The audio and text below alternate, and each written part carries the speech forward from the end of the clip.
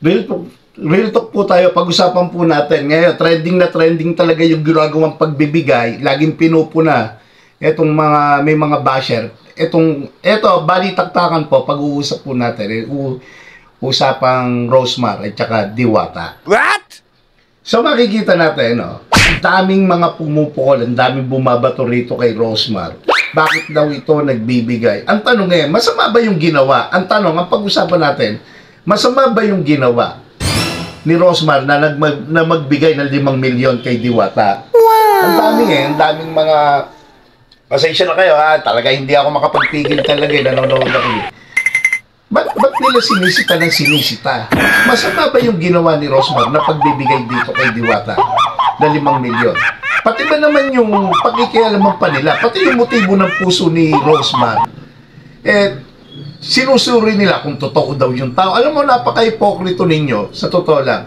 Kayo, mga basher kayo, kung gustong tumulong daw ni Rosemar, dapat wag na raw si Diwata ang tulungan. Paano kung yun ang gusto ng tao?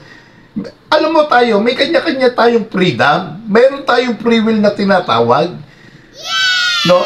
Masama ba yung pera saan ba nanggaling? Siguro sabihin mong mali yung ginawa ni Rosemar na pagtulong kay Diwata.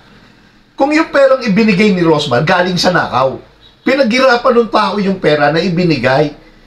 Pera niya yon, karapatan niya yon kung saan niya gustong ibigay yung pera.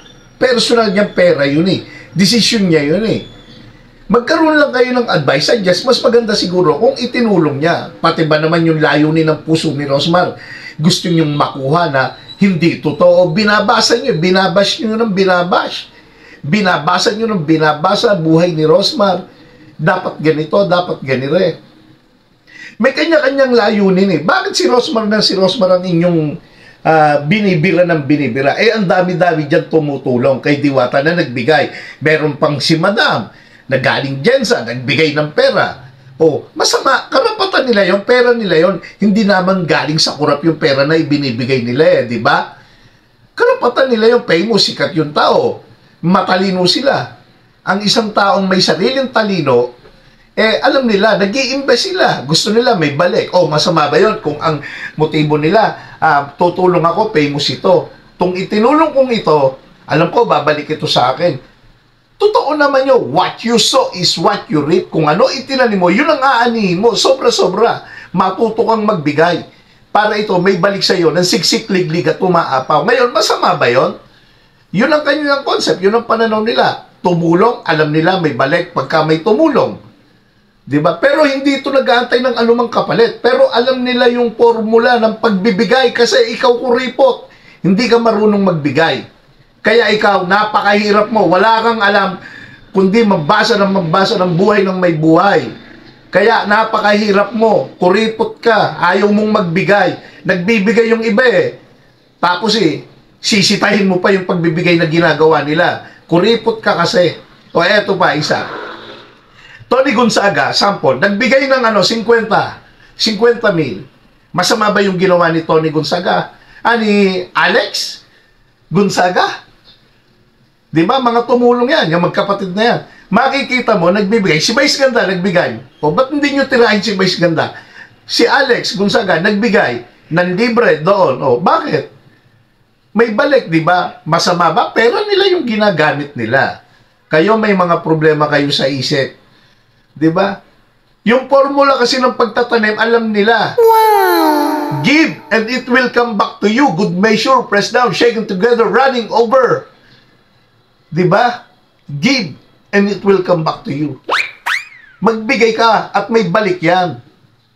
Siksik, liglig, at umaapaw. Yan ang concept ng giving. Yan ang pagbibigay. Ang sino mong nagbigay ay magkakaroon ng buhay. Ngunit ang taong kuripot, mananatiling kapuspalad. Ganyan. Puro mga negative ang lumalabas sa bibig mo na basher ka kasi, basher ka. Ang hilig mo mambasa ng buhay ng may buhay. Ewan ko sa'yo. Paano? Sa kaprason to, na sinabi ko, siyempre, sisikat na naman si Giovanni Tararay. Hindi na ako nakapag-BS kasi hindi na ako makapagpigil. Tingnan mo ang itsura ko. Dapat nag-ayos man lang ako para formal. Bira kayo ng bira kay Rosemar. Kaya lalong, advice ko talaga kay Madam Rosemar, hayaan mo lang yan. Sabi nga, evil work, destroy your good works. Masama sinasabi sa'yo ng mga yan, bigyan ng jacket yan. Diba? Ganon, Madam Rosmar, ganyan ang gawin nyo. Diwata, sinabi ko nga hindi ba pwedeng isipin mo, kung si Madam Rosmar nagbigay ng milyones kay Diwata, hindi ba pwedeng si Diwata ang mag-distribute nito sa mahirap na iniisip ninyo? Hindi ba pwedeng ganito? Ang horizontal and vertical relationship, hindi ba pwedeng gano'n ang gawin na lamang? Masyado kayo. Hindi ako makapigil sa binabasa ko. Hindi, ang mali lang kasi ganito. Meron pa akong nabasa, ayoko nang bumanggit ng pangalan ninyo. Baka sumikat pa kayo. No? Meron pa akong nabasa. Ang mali kasi ganito. Yung sobra-sobra na ang blessing ni Diwata. No? Bakit hindi na lang sa iba ibigay? Ano pa kaya alam mo? Kung sobra-sobra, kung gusto pang bigyan pa ng bigyan si Diwata, at hindi titigil ito. The more na lagi niyong binibira si Diwata, the more na hindi mapipigilan ang daloy ng pagpapala kay Diwata. Yan ang tatandaan ninyo. Birahin niyo pa ng birahin para lalong yumaman pa si Diwata. Sige lang. Kayo, mamatay kayo sa inggit. Kaya yung mga mayayaman, magsasama-sama. At ang mga mahihirap, magsasama-sama din kayo. Yung mga negative na tao, nakita nyo sa GC, kayo-kayo na lang ang magkakasama, mga negative. Pero yung mga mayayaman, mga galatay, sila sama-sama. Dahil naniniwala ko, kung sino sinasamahan mo, magiging ganun ka. Sumama ka sa taong mayaman, negosyante, magiging negosyante ka.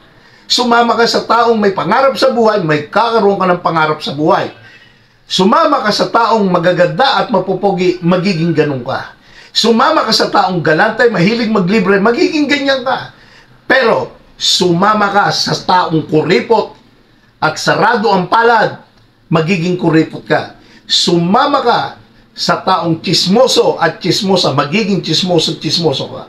Dahil kung ano sinasamahan mo, magiging ganun ka. Kaya ang aking bibitawan sa iyo, choose the right kind of friend. Dahil kung ano at sino ang sinasamahan mo, magiging ganun ka. Maraming salamat po mga basher para sa inyo ang mensaheng ito. Rosmar lang ang sakalam. Ipagpatuloy mo, Madam Rosmar, ang iyong magandang ginagawa. Salamat. Ito si Jovan. Tara, raid tayo.